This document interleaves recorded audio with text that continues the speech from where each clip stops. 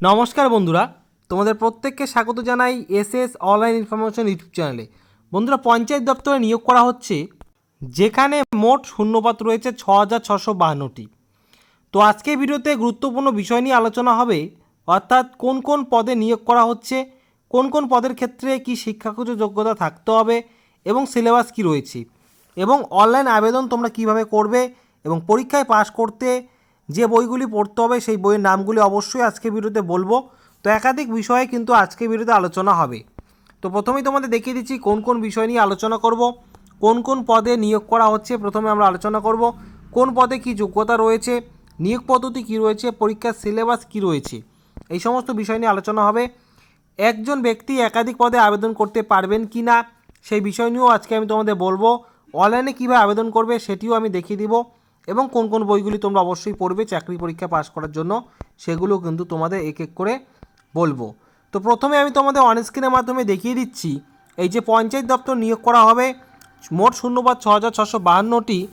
তো কোন কোন তোমাদের পোস্টে নিয়োগ করা হচ্ছে এটি তোমাদের আমি দেখিয়ে দিচ্ছি, এবং সেই সাথে তোমাদের দেখিয়ে দিব যে কোন পদের ক্ষেত্রে কী রকম এক্সাম হবে এবং সেই এক্সামের সিলেবাস কী রয়েছে। তো বন্ধুরা, অবশ্যই ধৈর্য সহকারে ভিডিওটিকে শেষ পর্যন্ত দেখতে থাকো, এবং আমার চ্যানেল নতুন দর্শক হলে অবশ্যই চ্যানেলটিকে সাবস্ক্রাইব করে আমার পাশে থাকবে। তো এক এক করে আমি তোমাদের দেখিয়ে দিচ্ছি এই যে পঞ্চায়েত দপ্তরে নিয়োগ করা হবে কোন কোন পদে নিয়োগ করা হচ্ছে।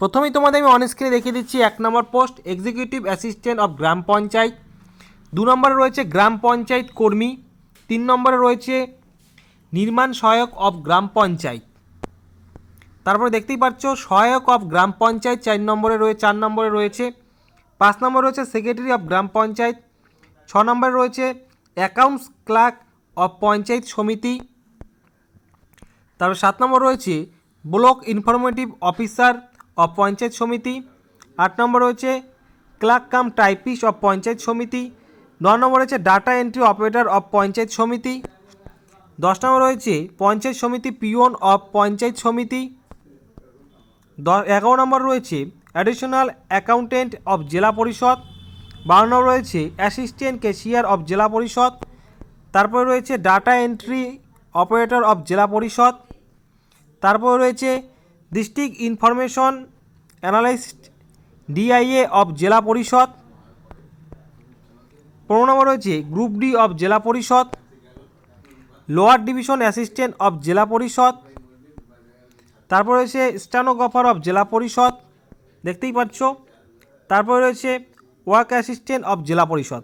বন্ধুরা, এই সমস্ত পোস্টে কিন্তু নিয়োগ করা হবে, আমি যেগুলো তোমাদের অনস্ক্রিনের মাধ্যমে দেখিয়ে দিলাম। তো এই যে পোস্টগুলিতে নিয়োগ করা হবে, কোন পোস্টের ক্ষেত্রে কী শিক্ষাগত যোগ্যতা রয়েছে এক এক করে আমি তোমাদের দেখিয়ে দিচ্ছি। গ্রাম পঞ্চায়েত কর্মীর ক্ষেত্রে কী শিক্ষাগত যোগ্যতা এবং কী সিলেবাস রয়েছে সেটি কিন্তু আমি তোমাদের অনস্ক্রিনের মাধ্যমে কিন্তু দেখিয়ে দিচ্ছি। বন্ধুরা, এইভাবে আমি এক এক করে তোমাদের দেখিয়ে দেবো, তো অবশ্যই ভিডিওটিকে ধৈর্য সহকারে দেখতে থাকো। একটু বড় হতে পারে, কারণ একটি ভিডিওর মাধ্যমে কিন্তু আমি প্রতিটি পোস্টের ক্ষেত্রে কী শিক্ষাগত যোগ্যতা এবং সিলেবাস রয়েছে সেটি কিন্তু দেখিয়ে দেব। তো এখানে দেখতেই পাচ্ছ যে গ্রাম পঞ্চায়েত কর্মীর ক্ষেত্রে এখানে এলিজিবিলিটি ক্রাইটেরিয়ার মধ্যে রয়েছে, এখানে শিক্ষাগত যোগ্যতা অবশ্যই কিন্তু প্রার্থীকে ক্লাস 8 পাস হতে হবে, তাহলে কিন্তু এখানে আবেদন করতে পারছো। সিটিজেন অফ ইন্ডিয়া অবশ্যই ভারতে বসবাসকারী হতে হবে, এবং সেই সাথে কিন্তু এখানে ক্লাস 8 পাস করে থাকলে তোমরা এখানে আবেদন করতে পারছো। বয়স 18 থেকে 40 জেনারেল ক্ষেত্রে, এবং সরকারি নিয়ম অনুযায়ী এসসি এসটি ওবিসিরা বয়সের ছাড় পেয়ে যাবে।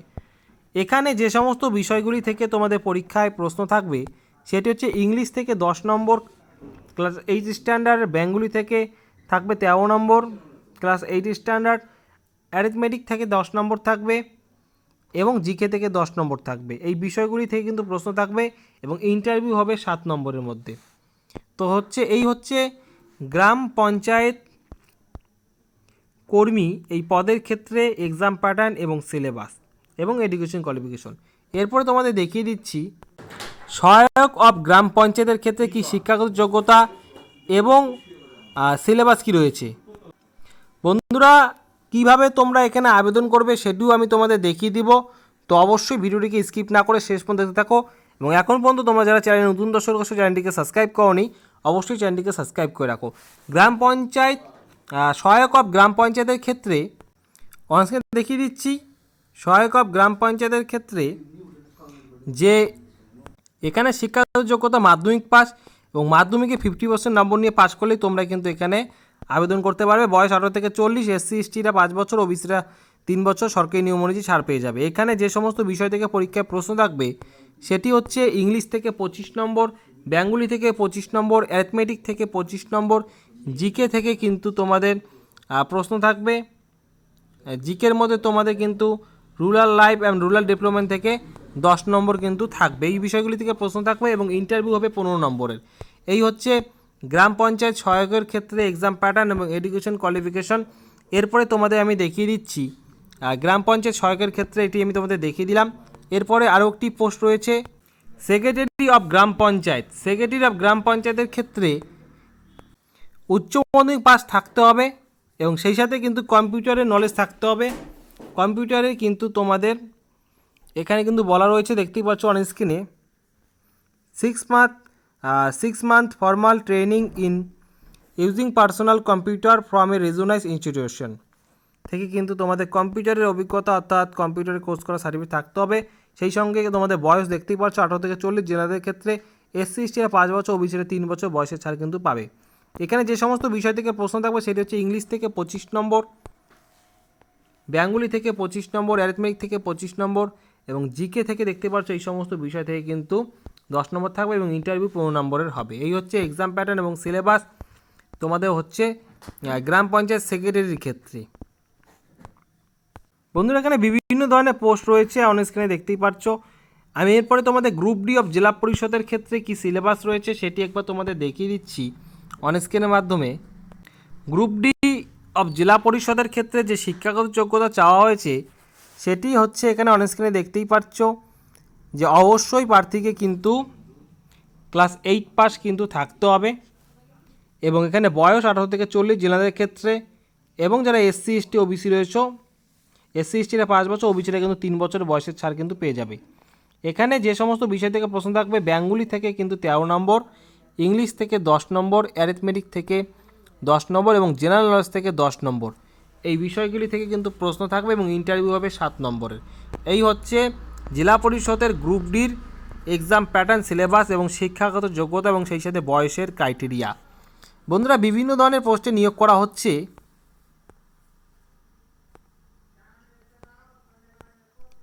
তোমরা তোমাদের শিক্ষাগত যোগ্যতা অনুযায়ী কিন্তু এখানে আবেদন করতে পারবে, অর্থাৎ এখানে কিন্তু প্রত্যেকে আবেদন করতে পারছো।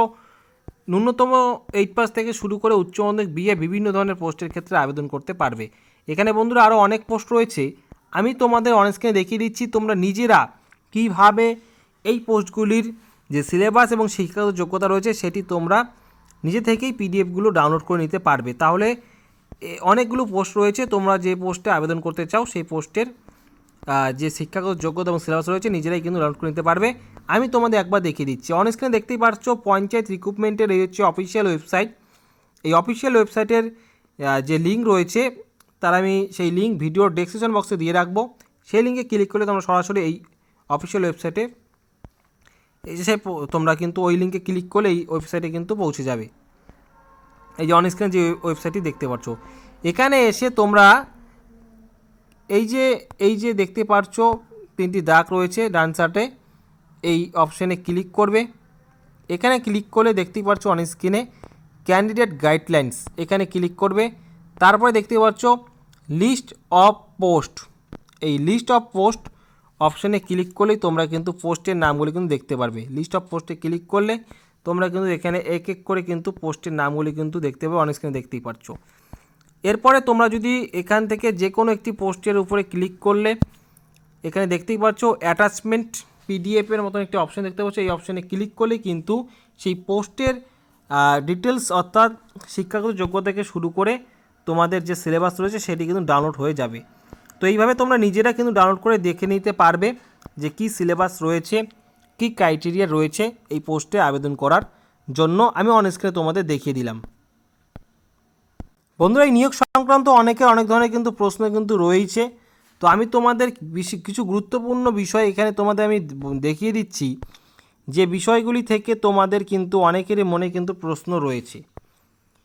তো আমি তোমাদের একবার অন স্ক্রিনের মাধ্যমে দেখিয়ে দিচ্ছি কিছু গুরুত্বপূর্ণ বিষয়, যেগুলো কিন্তু অবশ্যই তোমরা কিন্তু মনে রাখবে।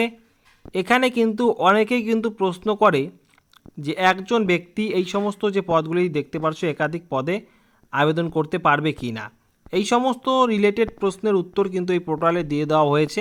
তো অন স্ক্রিনের মাধ্যমে আমি তোমাদের একবার দেখিয়ে দিচ্ছি।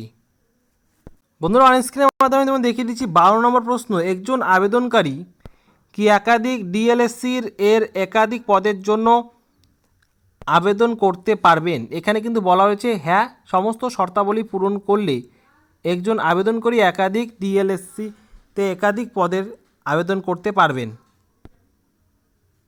বন্ধুরা, 14 নম্বর আরও একটি প্রশ্নে আমি তোমাদের দেখিয়ে দিচ্ছি। এখানে বলা হয়েছে যদি আমি একাধিক পদের জন্য যোগ্য হই, আমি কি একাধিক পদে আবেদন করতে পারি? এখানে বলা হয়েছে অনেস্টলি আমি দেখিয়ে দিচ্ছি, আবেদনের সময় কোনো বিধিনিষেধ নেই, তবে পরীক্ষা একদিনে এবং বিভিন্ন স্থানে হতে পারে, সুতরাং আবেদন করার সময় সাবধানে পদ নির্বাচন করুন। অর্থাৎ আপনি আপনার যোগ্যতা থাকলে আবেদন করতেই পারেন, কিন্তু একাধিক পদের ক্ষেত্রে পরীক্ষা একদিনে পড়লে আপনাকে কিন্তু একটি পরীক্ষায় কিন্তু আপনি দিতে পারবেন, স্বাভাবিকভাবেই সব জায়গায় আপনি কিন্তু অ্যাটেন্ড করতে পারবেন না, একদিনে সম্ভব নয়। তো সেক্ষেত্রে আপনাকে একটি পদ বেছে নিতে হবে যদি একদিনে একাধিক পদের পরীক্ষা হয়। এই বিষয়টি কিন্তু এখানে বলা হয়েছে। আবেদন করার সময় আপনার শিক্ষাগত যোগ্যতা অনুযায়ী সবগুলি পদেই আবেদন করতে পারবেন, কিন্তু পরীক্ষা একই দিনে পড়লে সেক্ষেত্রে আপনাকে একটি পরীক্ষায় দিতে হবে। বন্ধুরা, এরপরে আমি তোমাদের দেখিয়ে দিব যে এই যে নিয়োগটি করা হচ্ছে এখানে আবেদন কিভাবে করবেন। তো এখানে অন স্ক্রিনে আমি তোমাদের দেখিয়ে দিচ্ছি, এই যে পোর্টালটি দেখতে পাচ্ছ এখানেই তোমাদের আবেদন করতে হবে। তবে আবেদনের আগে যে রেজিস্ট্রেশন প্রক্রিয়া রয়েছে সেই রেজিস্ট্রেশন প্রক্রিয়াটি বর্তমানে শুরু হয়েছে, আবেদন কিন্তু শুরু হয়নি। অর্থাৎ সরকারি চাকরি পরীক্ষায় বা সরকারি চাকরি নিয়োগের ক্ষেত্রে যে আবেদনগুলি হয় পরীক্ষার জন্য, চাকরি পরীক্ষার জন্য আবেদনগুলি নেওয়া হয়, পোর্টালে কিন্তু প্রথমে রেজিস্ট্রেশন হয়। তো সেই রেজিস্ট্রেশনের কাজই কিন্তু শুরু হয়েছে এবং আবেদন কিন্তু এখনও শুরু হয়নি। রেজিস্ট্রেশনের পরেই কিন্তু আবেদন শুরু হবে এবং আবেদন শুরু হওয়ার আগে ফাইনাল নোটিশ কিন্তু আরও একবার কিন্তু প্রকাশিত হবে। তো এখানে আবেদনের আগে রেজিস্ট্রেশন প্রক্রিয়া চলছে, রেজিস্ট্রেশন তোমরা করে রাখতে পারো। রেজিস্ট্রেশন কীভাবে করবে আমি তোমাদের অন স্ক্রিনে মাধ্যমে দেখিয়ে দিচ্ছি একবার, এর আগে তোমাদের আমি দেখিয়ে দিচ্ছি। তো সেই ভিডিওর লিঙ্ক আজকের ডেসক্রিপশন বক্সে আমি দিয়ে রাখবো, আজকের ভিডিওর ডেসক্রিপশন বক্সে দিয়ে রাখবো। তো তোমরা সেই লিঙ্কে ক্লিক করে দেখে নিতে পারবে যে রেজিস্ট্রেশন কীভাবে করতে হয়। আমি তোমাদের একবার তাও দেখিয়ে দিচ্ছি। এখানে এই যে দেখতে পাচ্ছ অপশানটি, এখানে ক্লিক করবে। এখানে ক্লিক করলে কিন্তু তোমার রেজিস্ট্রেশন নাও এই অপশানটি দেখতে পাচ্ছ, এখানে ক্লিক করবে। এখানে ক্লিক করলেই কিন্তু তোমরা এই যে দেখতে পাচ্ছ মোবাইল নম্বর থেকে শুরু করে ইমেল আইডি, তোমাদের নাম, date of birth, gender, confirm password, এগুলো দিয়ে কিন্তু তোমাদের রেজিস্ট্রেশন করতে হবে। রেজিস্ট্রেশন করার একটি আলাদা ভিডিও আমি এর আগে দিয়েছি, সেই ভিডিওর লিঙ্ক আজকে ভিডিও ডেসক্রিপশন বক্সে দিয়ে রাখো। সেই লিঙ্কে ক্লিক করে তোমরা রেজিস্ট্রেশন কীভাবে করতে হয় সেই ভিডিও তোমরা কিন্তু দেখে নিবে কীভাবে রেজিস্ট্রেশন করতে হয়। বন্ধুরা, এরপরে তোমাদের আমি বলছি, তোমরা অনেকেই জানতে চাও যে এই যে পঞ্চায়েত দপ্তরে নিয়োগ করা হবে এই সমস্ত পদের জন্য কোন বই পড়তে হবে। দেখো, একাধিক পদ রয়েছে, সেই পদ অনুযায়ী তোমাদের প্রিপারেশন নিতে হবে। তো কবে এই সমস্ত কম বেশি পদের জন্য তোমাদের অঙ্কের জন্য অবশ্যই তোমরা সুবীর দাসের যে বইটি রয়েছে ম্যাথামেটিক এবং নিমেষে অঙ্ক চঞ্চল ঘোষ, এই দুটি বই পড়লেই তোমরা এই পঞ্চায়েত দপ্তর নিয়োগের যে অঙ্কগুলি থাকবে এখান থেকেই তোমাদের কিন্তু প্রিপারেশন করলে আশা করি তোমরা কিন্তু ভালোভাবে কিন্তু ক্লিয়ার করতে পারবে। এবং তাছাড়াও তো অন স্ক্রিনে দেখিয়ে দিচ্ছি গ্রাম পঞ্চায়েত সমিতি, জেলা পরিষদ, পিওন ও কর্মী সহায়ক এই সমস্ত পদের জন্য তপতি পাবলিশার্সের কিন্তু একটি বই রয়েছে গ্রাম পঞ্চায়েত রিলেটেড, এই বইটি তোমরা পড়তে পারো। এখানে কিন্তু পঞ্চায়েতে নিয়োগের ক্ষেত্রে যে সমস্ত ধরনের প্রশ্নগুলি হয় এবং বিগত বছরের প্রশ্ন কীরকম হয়েছিল সেগুলো তোমরা কিন্তু পেয়ে যাবে। এই বইটি তোমরা পড়তে পারো। গ্রাম পঞ্চায়েত কর্মী নিয়োগ সহায়িকা, সহায়ক, executive, typist, peon, clerk, assistant, নির্মাণ সহায়ক, এই যে একটি আলাদা বই প্রকাশিত হয়েছে ক্যালকাটা বুক পাবলিশার্স, সম্পাদনায় এস ভার্গিস, এই বইটি কিন্তু তোমরা পড়তে হবে। বাংলা ব্যাকরণের জন্য তোমরা উচ্চতর বাংলা ব্যাকরণ শ্রী বামনদেব চক্রবর্তী, এই বইটিও পড়তে পারো। জেনারেল নলেজ, তরুণ গোয়েলের জেনারেল নলেজ অবশ্যই তোমরা পড়বে। অর্থাৎ এই বইগুলি তোমরা কমন অবশ্যই পড়তে হবে। এবং আমি এর পরবর্তীতে কিন্তু আরও একটি আলাদাভাবে ভিডিও নিয়ে আসবো শুধুমাত্র কোন কোন বইগুলি তোমরা পড়বে, অর্থাৎ বইয়ের উপরে রিলেটেড করে একটি ভিডিও আমি তোমাদের বানিয়ে দিয়ে দেবো। তো আজকে আমি প্রাথমিকভাবে কিছু বই তোমাদের দেখালাম, এই বইগুলো অবশ্যই তোমাদের পড়তে হবে। পাশাপাশি আরও কিছু বই পড়তে হবে, তো আলাদাভাবে একটি ভিডিও বানিয়ে তোমাদের দিয়ে দিব। বুক রিলেটেড একটি আলাদা ভিডিওই আমি তোমাদের বানাবো। এবং সেই সঙ্গে বলে রাখি যে পঞ্চায়েত দপ্তর নিয়োগ করা হবে, এই যে পরীক্ষাগুলি হবে সেই পরীক্ষার প্রিপারেশনমূলক ভিডিও কিন্তু আমি তোমাদের দিয়ে দেবো। তো তোমরা কারা প্রিপারেশন করতে চাও আজকে ভিডিওর কমেন্ট বক্সে অবশ্যই কমেন্ট করে জানিয়ে দিবে, তাহলে কিন্তু আগামীতে খুব শীঘ্রই আমি সেই ভিডিওগুলি কিন্তু তোমাদের জন্য পাবলিশ করব। বন্ধুরা, আজকে ভিডিওটি সম্পূর্ণ দেখার জন্য তোমাদের অসংখ্য ধন্যবাদ। আগামীতে এসেছি আবার নতুন কোনো আপডেট নিয়ে।